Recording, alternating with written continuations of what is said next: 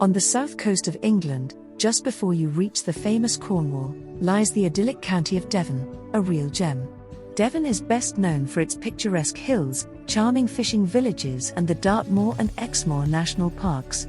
The land here seems older, wilder and more pristine than in the east, and between the famous tors of Dartmoor, bizarrely shaped granite formations that are said to have been haunted by the devil, the Norman cathedral in Exeter and the many hidden prehistoric beauties of Devon, travellers will find all their wishes fulfilled in mystical England. If you are looking for evidence of the past, for sagas and legends, Devon is the place for you. The county was one of the first regions in England to be settled at the end of the last ice age. The first hunter-gatherers were on Dartmoor as early as 6000 BC. The remains of their villages can still be admired today in the rugged and barren landscape. Tourism has also found its way into Devon, as more and more people are attracted by the beautiful landscape and historical sites of Devon.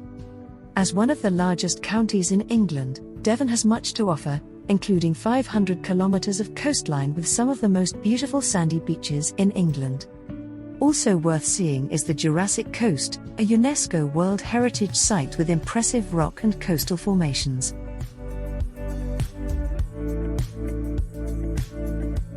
If you like this video, please support the Travel Owl channel with a like, comment, or a subscription.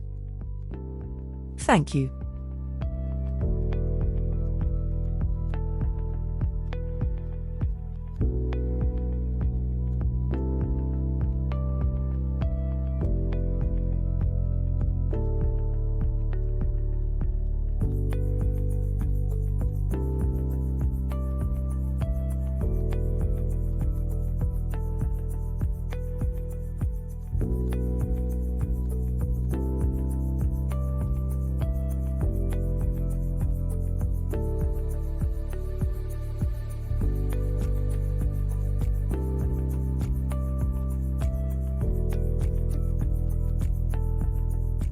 Where Devon meets Cornwall in southern England lies the mystical landscape of Dartmoor. The wild moorland stretches over an area of 954 square kilometres and has many prehistoric sites to offer in addition to a lot of seemingly untouched nature. Nowhere else in Great Britain can you find so much evidence of prehistory and early history as on Dartmoor. When the first settlers arrived in the area that is now moorland in the Neolithic period, there was a large forest here. The settlers cleared the trees and settled down. However, as the soil was hardly suitable for agriculture, they mainly raised livestock here. It is hard to find a more mysterious and mystical place in southern England than Dartmoor, which is often traversed by low-hanging mists. You might think you can make out figures in the veils of mist, and so Dartmoor is shrouded in many myths and legends, which are still told in many places today. The many prehistoric sites make Dartmoor a very special place. There are many stories of this kind on Dartmoor. No wonder, as the stone circles, cairns, stone rows and settlement remains offer more than enough inspiration. The Upper Erne Stone Row, the longest stone row in the world, 3.3 kilometers, is particularly impressive. However, the pristine landscape also has its pitfalls. When planning walks across Dartmoor, never set off unprepared.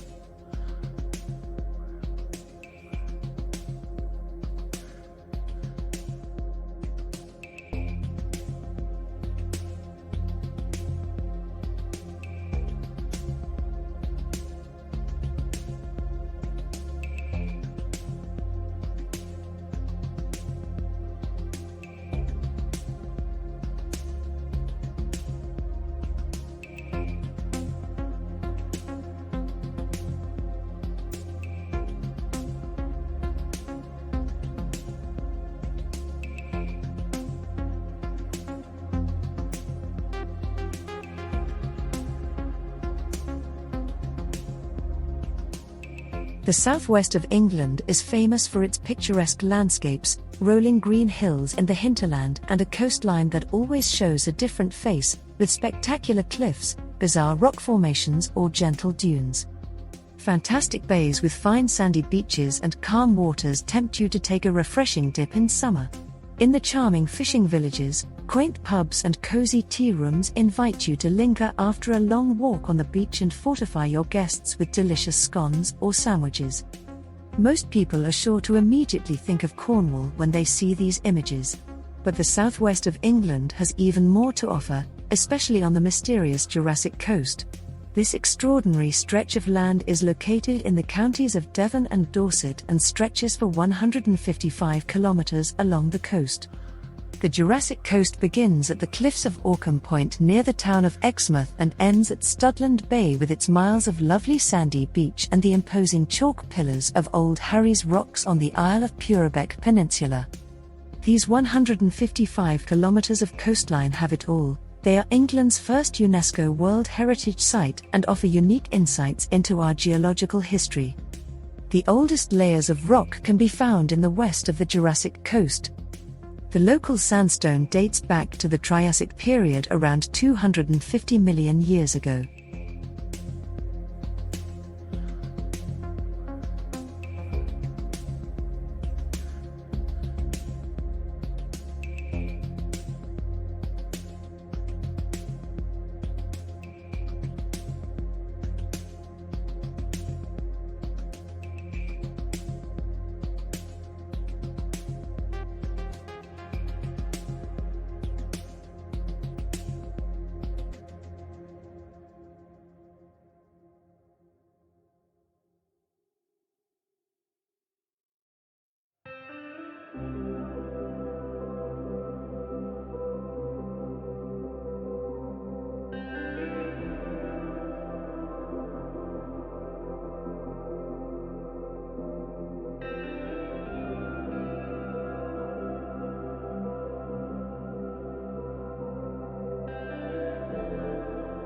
Ilfracombe is located right on the coast in the north of Devon.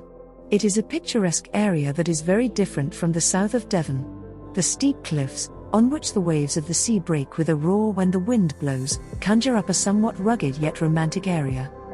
It is an image that remains in your memory when you drive along the coast in the sunshine or let your gaze wander over the area on one of the many hiking trails. Ilfracombe is a typical vacation resort. Many small hotels and B&Bs line the streets right into the town centre, and many a hotel looks down from the hills onto the town and the sea. From the beach, you can look across to Wales. This is also where many of the workers who built the famous beaches tunnels came from. The 4 tunnels, which were cut into the rocks by the workers in 1823, are the only access to this part of the sea with its small beach. St. Nicholas Chapel is located on the hill by the harbour, which can be climbed on foot and offers a beautiful view. The streets around the small historic harbour are lined with small cafes, restaurants and stores in Victorian buildings. Ilfracombe Harbour is also home to the famous and controversial statue by artist Damien Hirst, Verity, which stands 20 metres tall and looks out to sea.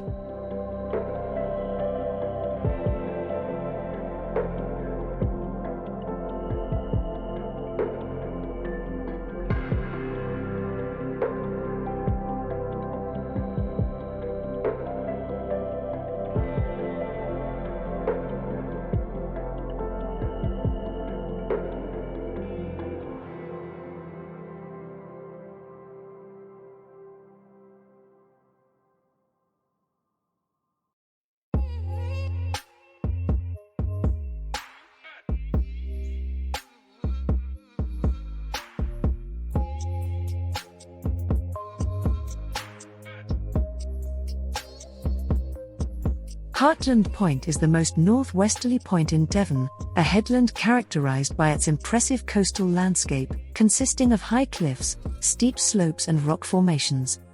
Hartland Quay lies to the south of this. However, the place is notorious for its rough waters and dangerous coastal formations, which has led to many shipping accidents.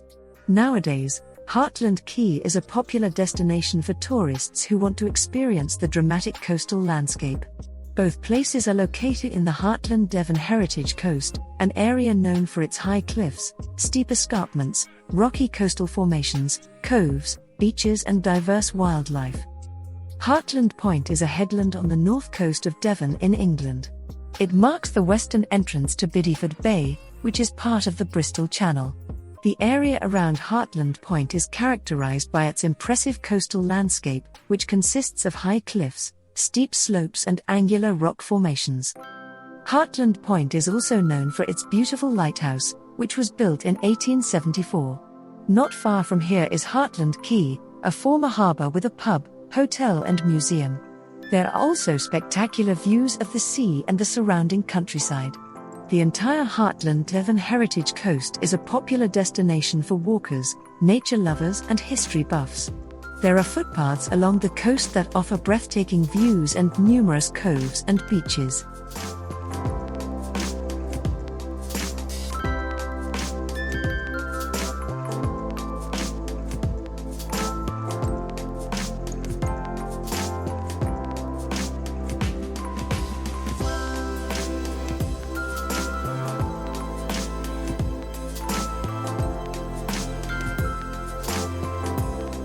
The enchanting twin towns of Lynton and Lynmouth, nestled between the mountains of Devon's stunning north coast, form a harmonious combination of picturesque beauty and historic charm.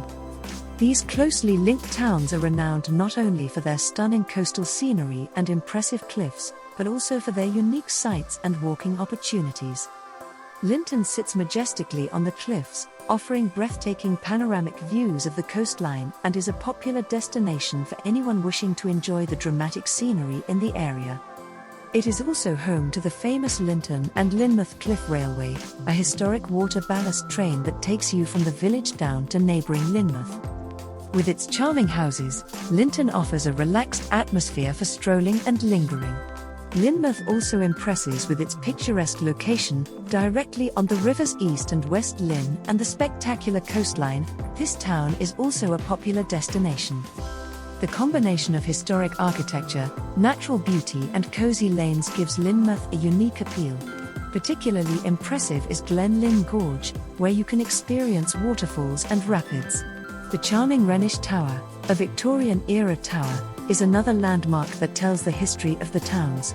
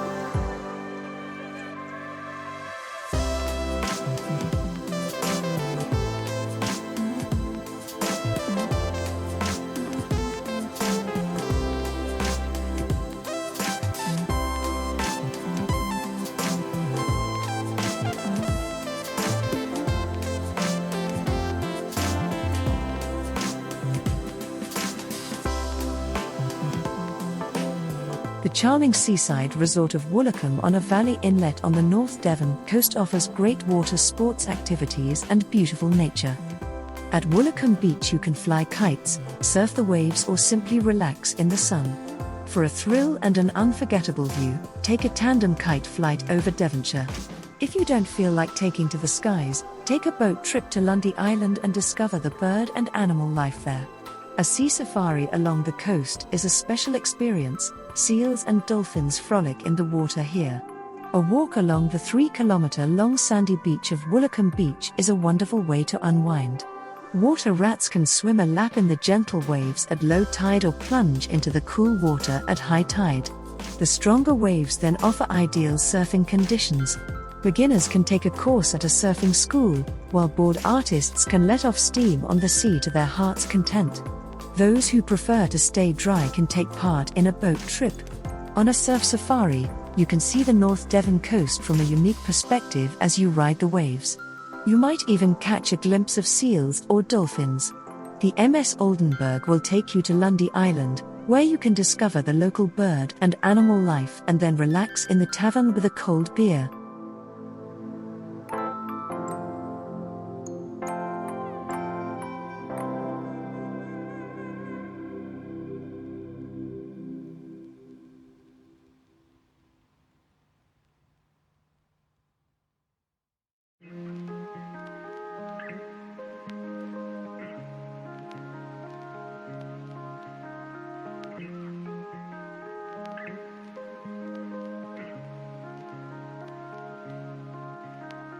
Exmoor National Park in England is known for its rolling hills, pretty valleys, wild rivers and stunning coastline.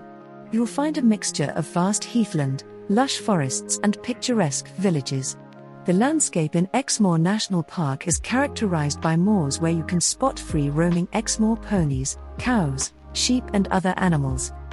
The vastness of nature and the pleasant, fresh air invite you to take long walks and enjoy the peace and quiet. Exmoor National Park in England has a lot to offer. In the villages surrounding the national park, you'll find charming tea rooms, traditional pubs and regional craft stores. One of the national park's most notable features is its beautiful coastline, which offers spectacular views of the deep blue sea. Exmoor National Park in England is an absolute hiker's paradise. Whether you're an experienced walker or prefer a short stroll, Exmoor National Park is the ideal place to hike. With over 1,000 kilometers of trails leading through mystical woodlands, along the spectacular coastline, beside rushing rivers or across open, heather-covered moorland, the variety is endless.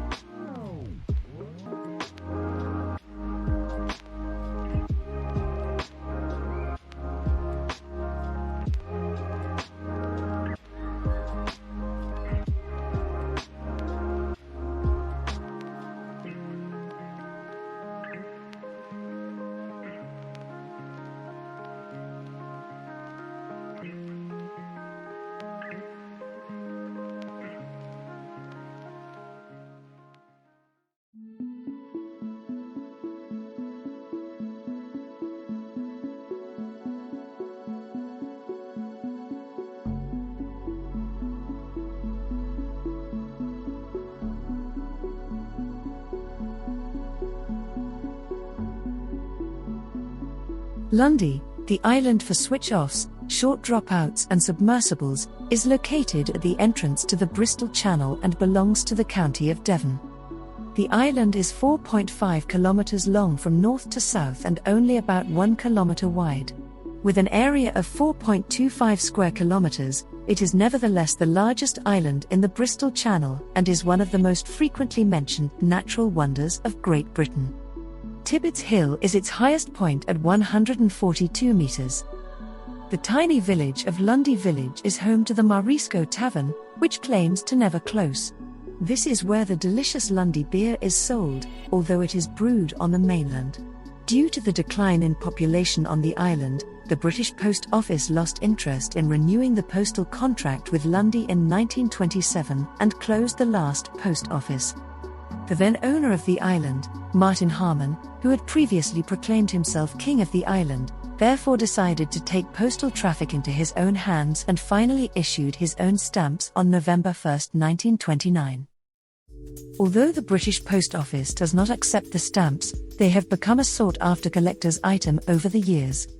Lundy's species-rich wildlife includes many seabirds such as various species of gulls and the puffin, grey seals, sika deer, soay sheep, feral domestic goats and the Lundy pony also feel at home on the island. Climbing enthusiasts will also find some of the best climbing opportunities on Devon Sea cliffs here.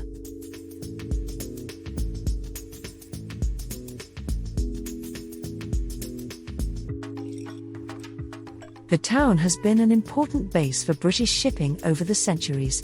Even the Pilgrim Fathers, who once set off across the Great Pond to the New World on board the Mayflower, have links with Dartmouth, as they stopped off in the town to repair their 2 ships before leaving their old home behind for good. Not only trade via the port of Dartmouth, but also fishing played an important economic role in the development of the town and the surrounding area. Today, the many historic buildings in Dartmouth bear witness to this history. Naval officers have been trained at the Royal Britannia Naval College in Dartmouth since 1863. Initially, the Britannia itself was also moored in the harbour and used for training. Today, tourism is of particular importance to Dartmouth. In the 19th century, the rail network expanded throughout England and brought holidaymakers from all over the country, including to Dartmouth. This development really took off at the beginning of the 20th century. To this day, Dartmouth enjoys an uninterrupted flow of travellers, as does the entire English Riviera area on the Devon coast.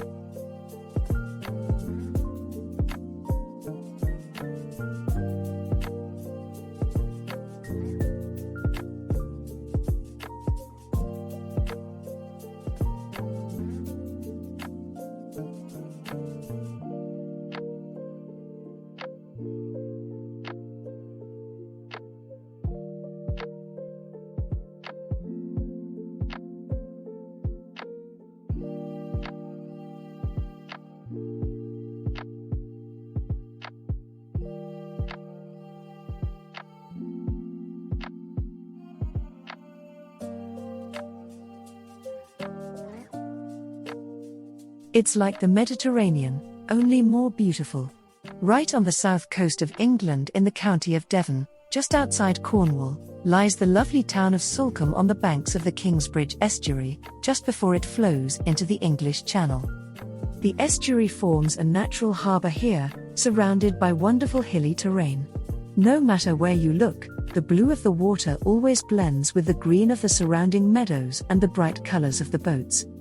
Salcombe also offers lovely beaches and a very special boat service. The sea tractor takes you from the town centre to the beach and back.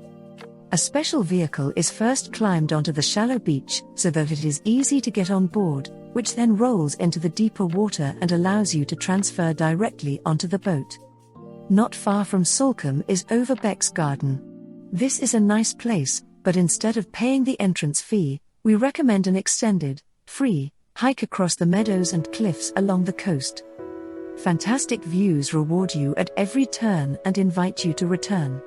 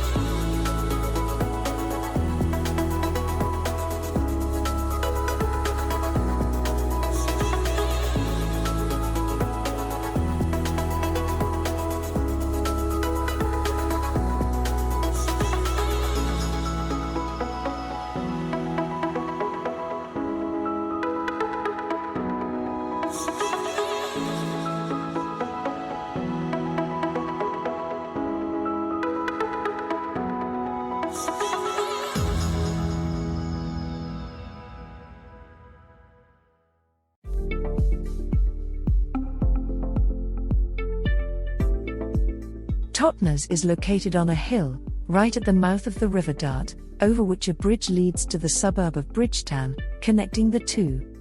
The town is a true paradise for followers of the New Age movement, for anyone looking for a break, who likes to stroll through alternative stores, who values organic food and lives in an environmentally conscious way. Totnes, with its historic merchants' houses and Tudor buildings, is set in beautiful Devon surroundings and has a history dating back to well into the Middle Ages. The history of Totnes begins at a mythical time, with the Brutus Stone, a small granite boulder now located on Fore Street in Totnes. The Trojan prince Brutus is said to have stepped on this stone when he left his ship and gave the town its name. At least that is what Geoffrey of Monmouth reports in his Historia Regum Britanniae from the 12th century. Due to its location on the estuary and on an old trade route, Totnes had already developed into a flourishing market town by the 12th century and was an important trading town in the area. To this day, Totnes has retained its importance as a market town, with regular market days still taking place. Above all, however, Totnes is now a place for culture and art, music and theatre, and for an alternative lifestyle. The town is known for its alternative community and for the fact that you can lead a new age lifestyle in Totnes.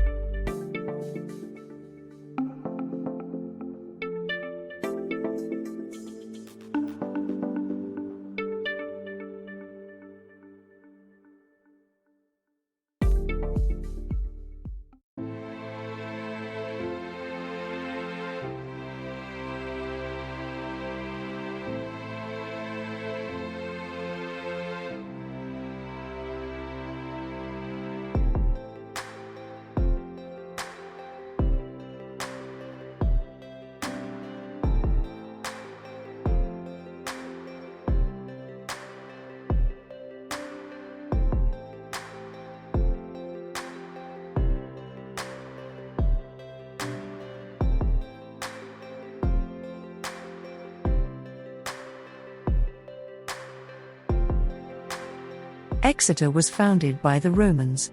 The remains of the old city wall from those days still bear witness to this today. You can even walk along sections of the wall, for example if you follow the signs for the city wall behind the cathedral at Palace Gate, right across South Street. In Roman times, the city wall was already part of a fortress that surrounded the city. After the Romans left Britain, first the Anglo-Saxons and later the Normans followed in their footsteps. Under William the Conqueror, a castle was built in Exeter just a few years after the conquest of England. The Normans then began building Exeter Cathedral around 1114. By the 12th century, Exeter had already achieved an important economic position due to trade and shipping on the adjacent River Exe. During the Tudor period in particular, Exeter grew into a wealthy city. The reason for this was the wool industry, which brought wealth to the citizens of the city and was also reflected in the houses from this period. Today, Exeter is a city with a rich cultural offering, which is further enhanced by the many students at Exeter University. The many historic buildings, museums and attractions make Exeter a very worthwhile destination.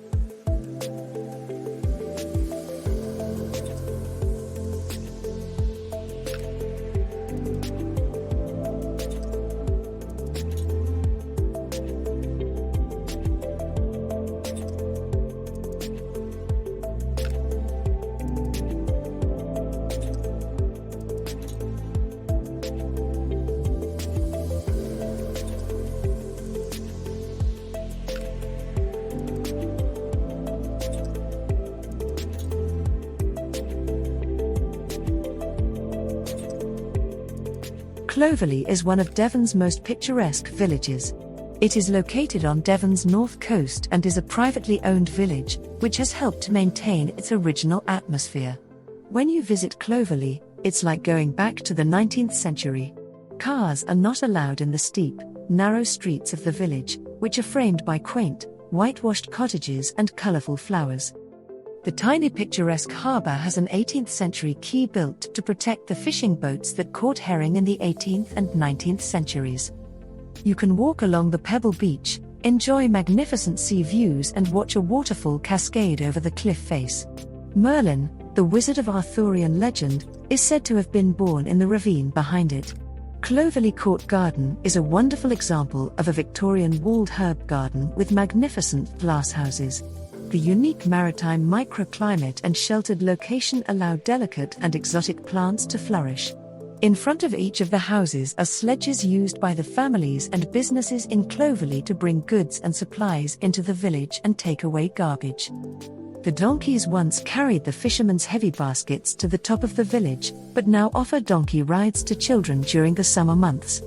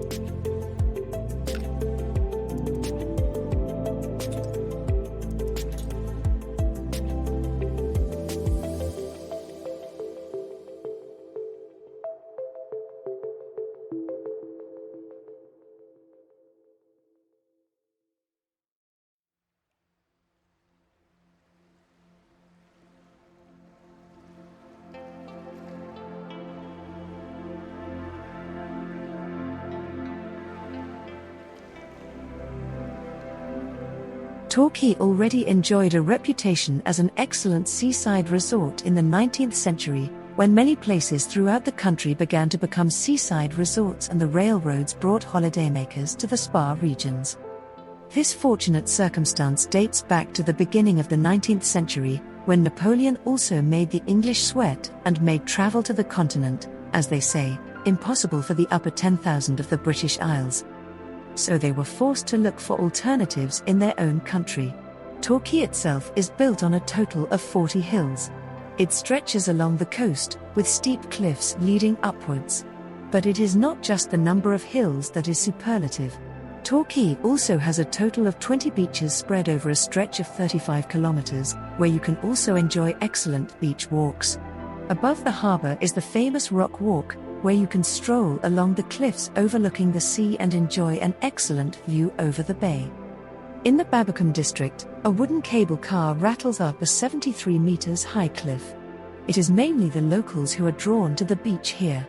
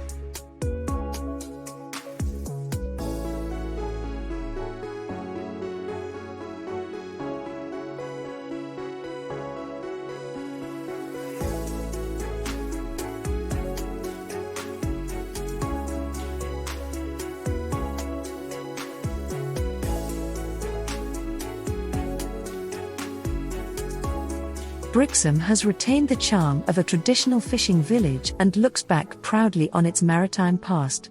Napoleon was stuck on a ship off Brixham for weeks before he was shipped into exile to St. Helena by the British, and a replica of Sir Francis Drake's Golden Hind, with which he sailed around the world in the 16th century, lies in the harbour.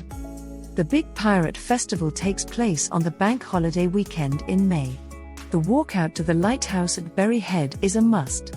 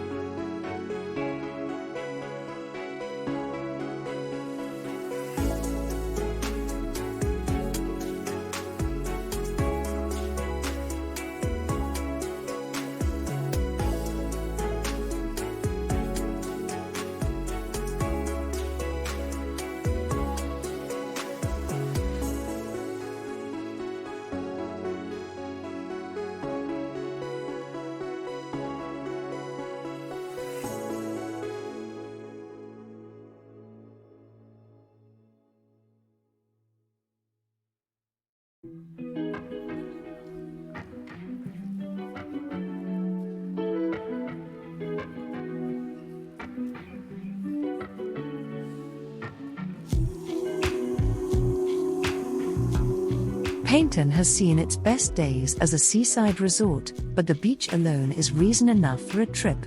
In the middle is the Paynton Pier from the late 19th century, which, like most English piers, is now a brightly coloured amusement park for children. In short, the English Riviera can't necessarily compete with Cornwall or the beaches of Wales in terms of natural beauty, but the sheltered location and the many entertainment options make Torquay in particular a good choice for a few days vacation by the sea.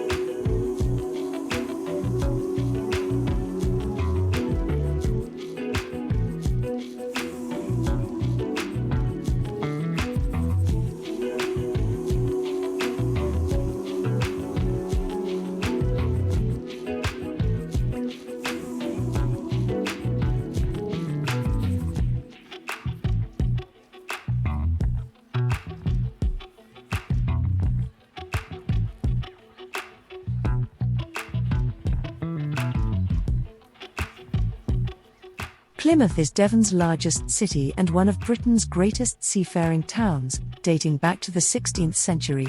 Devonport is home to the Royal Navy, and ferries sail from Plymouth to France and Spain.